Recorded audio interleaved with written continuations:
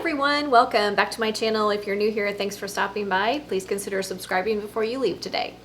So today we have another canning video for you. We are in the middle of peach season here in central Ohio. So I went and picked up some peaches, and it's been on my radar to do this recipe for you guys.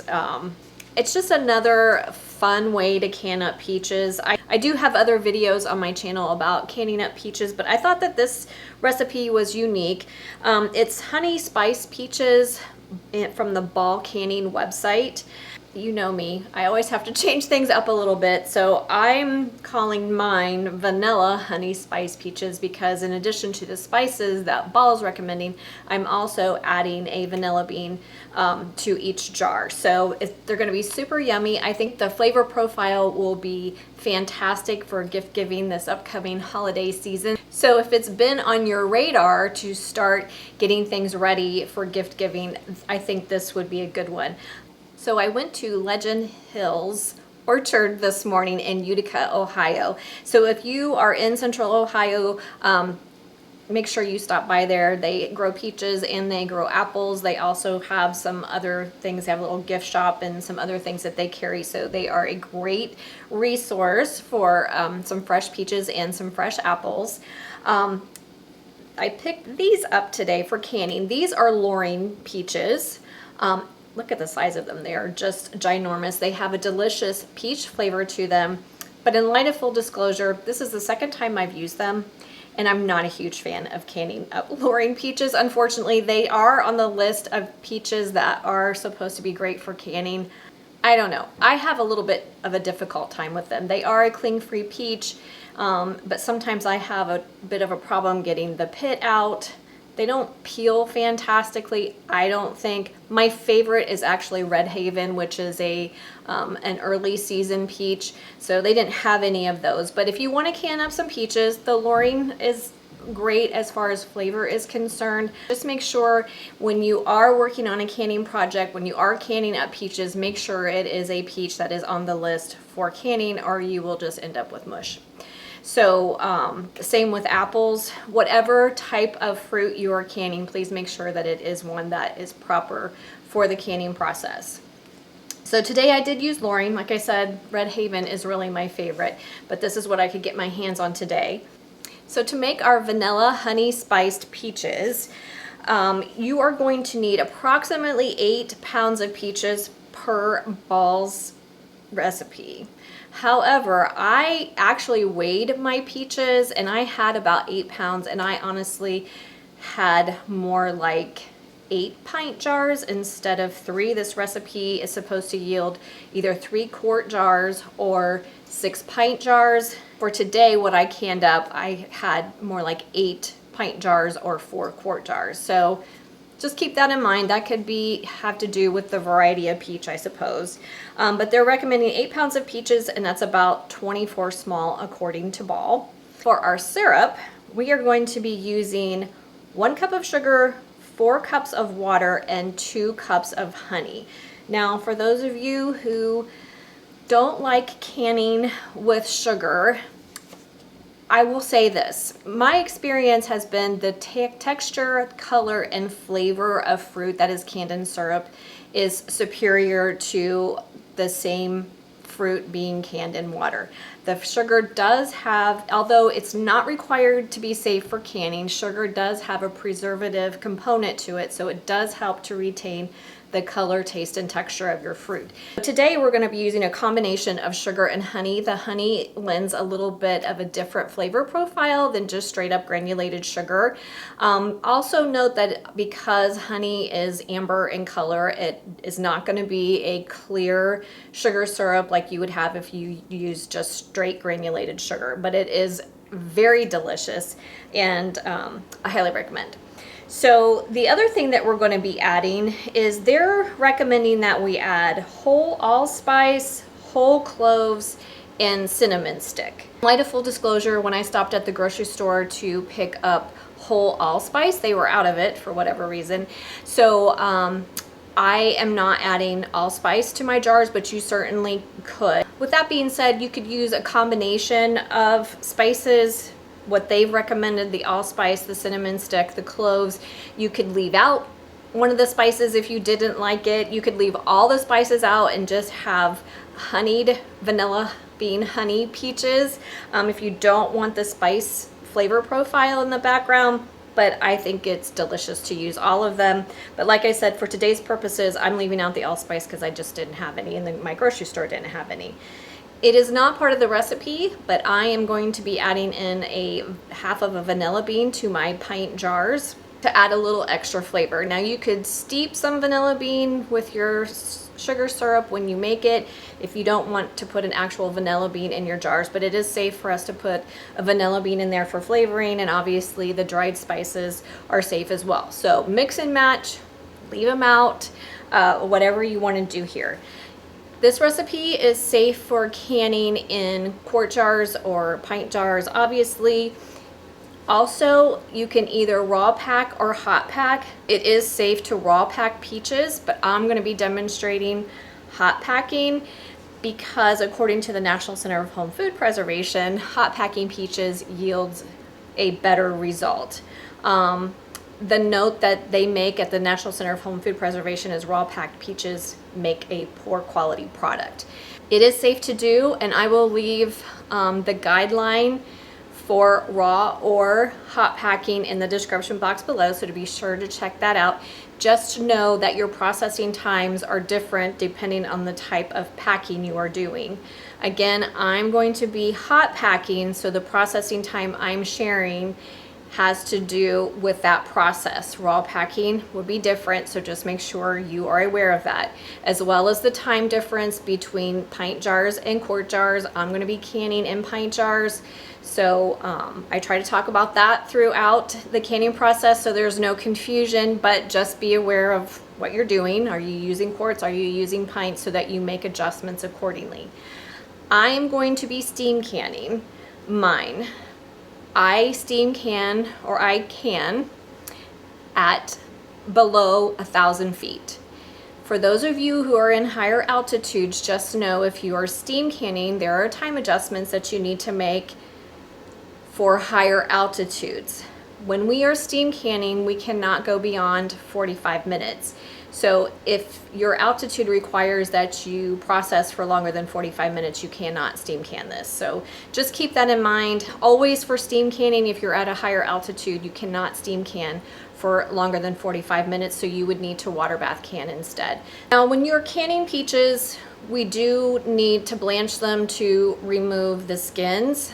So in order to do that, you're just going to put an X on the bottom of each of your peaches, just like you do with tomatoes.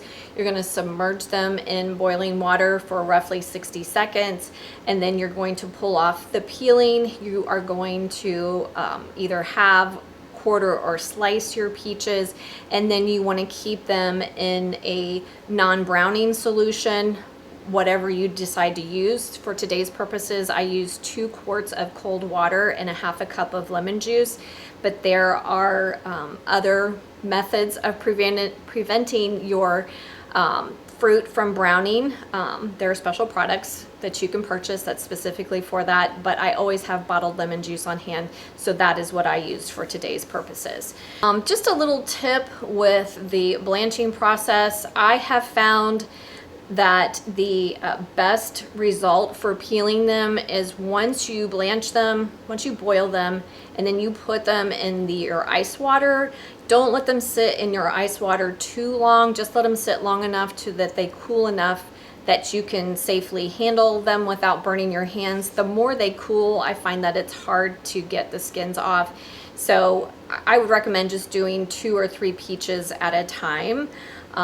Boiling them, putting them in the ice water, and then peeling them. The longer that they sit, the harder they are to peel. That's just been my experience, so that's just a little tip there. So the process for this is very simple. We're gonna prep our peaches like I just said, and then you're going to make your syrup. Your syrup is gonna consist of 1 cup of sugar, 2 cups of honey, and 4 cups of water. So 1 quart of water.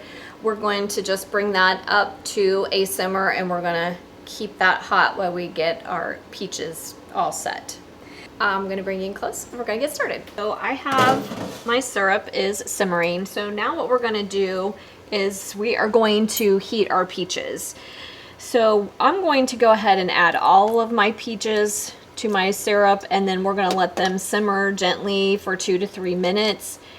The instructions for hot packing say to simmer them a layer at a time. I think that's cumbersome to do.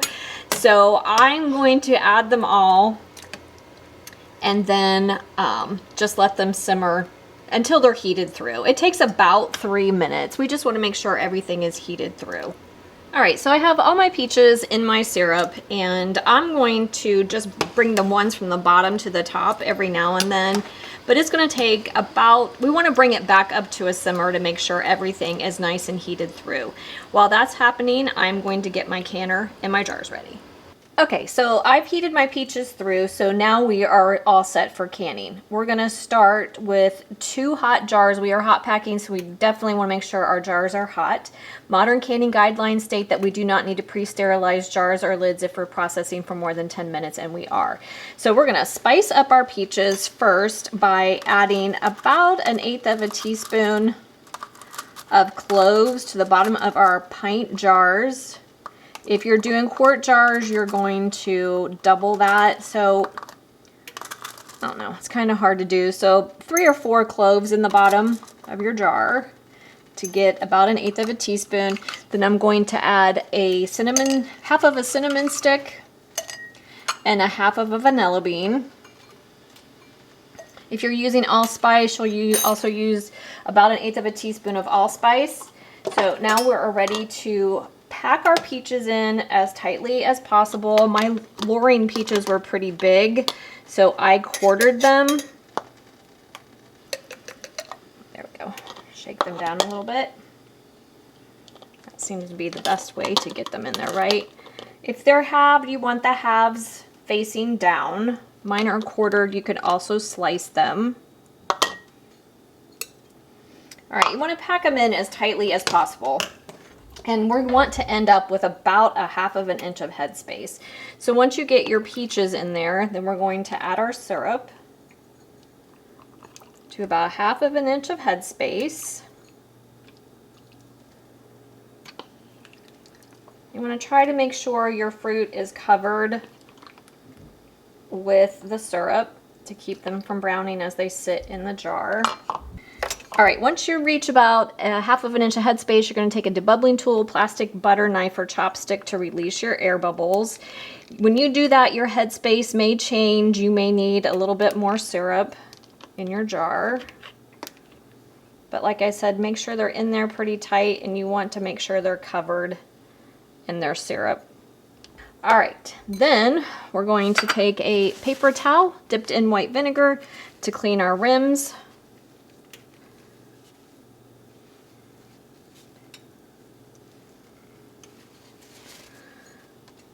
And then we are going to center our lids. Now, lids, today I'm using ball lids, so I just washed my lids and set them aside. If you are using a different manufacturer, please read the manufacturer's instructions that come with the lids that you are using. There are different instructions for different types of lids, so make sure you follow the guidelines for the lids that you are using. You just want to add your bands to fingertip tight. That means just until you feel a little bit of resistance. Over tightening them can cause the lid to buckle. So these are all set to go into our canner. Guys, I have 7 pint jars in my steam canner. So if you are water bath canning, you are going to make sure you have enough water in your canner to cover your jars by at least 1 inch once you put your jars in your canner. For the steam canner, you want to make sure you have 3 inches of simmering water in the bottom of your steam canner before you even begin putting your jars into your canner. For water bath canning, you want to make sure you bring your water up to a full rolling boil before you start your processing time. If you are steam canning, there's a dial gauge on the top of your steam canner that tells you when to start your processing time. We are processing in pint jars, so we're going to process for 20 minutes. If you are processing in quart jars, you're going to process for 25 minutes, and that is for hot packing. If you are raw packing your peaches, the times are different. I will make sure everything is listed in the description box below, depending on if you are raw packing or hot packing in pint jars versus quart jars. So anyway, we are going to bring this up to the correct temperature, process for 20 minutes, and then when we're done, I'll bring you back. Okay guys, we are all done. I have my peaches. I processed my peaches for 20 minutes. Like I told you, that's what's appropriate for pint jars. You can see they look really pretty. We don't have too much fruit float going on, right? So that's a good thing. The other thing that hot packing allows you to do is you can usually get more into your jar and you can pack things a little bit tighter. Reason being, cooked fruit shrinks down a little bit, so you have a little more room in your jar, which is one of the reasons that we have less fruit float, because you can get more fruit in there, and it also releases the air, which lessens the opportunity for it to float to the top. So I'm pretty happy with these. These look pretty good. You can see my beautiful cinnamon stick. Turn this a little bit. You can see my beautiful cinnamon stick and vanilla bean in there. So pretty, so yummy, and gonna be great for enjoying this fall. So I hope you guys will give this recipe a try. It was fun to do. Leave me a comment in the comment section and let me know what your results are. If you have any questions, leave them for me down there as well. Make sure you check out the description box for all the instructions for raw packing versus hot packing and your options for the different spices that you could add or leave out if you so choose. So I hope you guys have a great day. Thanks for coming along with me, and I'll see you next time.